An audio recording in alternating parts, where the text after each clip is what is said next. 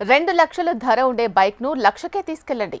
10 లక్షల వాహనాన్ని 5 లక్షలకే సొంతం చేసుకోండి అంటూ ఆఫర్స్ ఇస్తున్న ముఠా ఆచూకీని పోలీసులు కనుగొన్నారు. వాహన ఫైనాన్స్ సంస్థలను మోసం చేసి కొత్త వాహనాలు ఎత్తుకుపోయే ముఠా మోసాన్ని అనంతపురం జిల్లా పోలీసులు గుర్తించారు.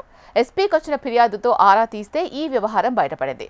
ఒక ఫైనాన్స్ సంస్థ ఫిర్యాదుతో ఈ నయా మోసం నిగ్గు తేల్చడానికి వారం రోజులుగా పోలీసులు ప్రయత్నిస్తున్నారు. నకిలీ ఆధార్, ఇతర పత్రాలతో వాహన ఫైనాన్స్ కంపెనీల నుంచి రుణాలు తీసుకుని వివిధ కంపెనీలకు చెందిన వాహనాలను కొల్లగొట్టినట్టు తెలుస్తోంది.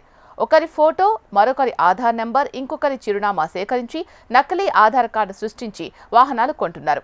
అలా కొన్న వాటిని విక్రయించడానికి ఏపీ, తెలంగాణ, కర్ణాటక రాష్ట్రాల్లో ప్రత్యేకంగా ఏజెంట్స్ను ఈ ముఠా నియమించుకుంది. వాయిదా పద్ధతితో వాహనాలు కొనుగోలు చేస్తున్న ముఠా వాటిని సగం ధరకే అమ్మేస్తోంది.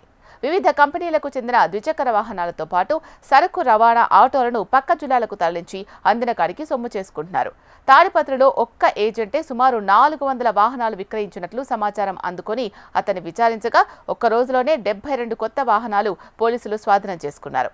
బండిపై 10,000 లాభం వేసుకుని ఏజెంట్లు సగం ధరకే విక్రయిస్తున్నారు. విక్రయం తర్వాత సదరు ఫైనాన్స్ కంపెనీలకు 2 లేదా 3 నెలల వాయిదా చెల్లించి కనిపించకుండా పోతున్నారు. వాహనాలకు సంబంధించి సరైన పత్రాలు లేకపోవడంతో పోలీసులకు ఫిర్యాదు చేసే అవకాశం లేకుండా పోతోంది. తమ వద్ద కొన్న వాహనాలకు పేపర్లు ఉండవని, రిజిస్ట్రేషన్ చేసుకోవడానికి వీలుండదని ఏజెంట్లు ముందుగానే చెప్పేస్తున్నారు. సగం ధరకే కొత్త వాహనం వస్తుంది అన్న ఆనందంతో కొనుగోలుదారులు ఆసక్తి చూపిస్తున్నారు. ఎవరైనా అడిగినప్పుడు చూద్దాంలే అని తేలిగ్గా తీసుకుంటున్నారు. విషయం జిల్లా ఎస్పీ దృష్టికి రావడంతో పోలీసులతో ఒక బృందాన్ని ఏర్పాటు చేసి రహస్యంగా దర్యాప్తు చేయిస్తున్నారు.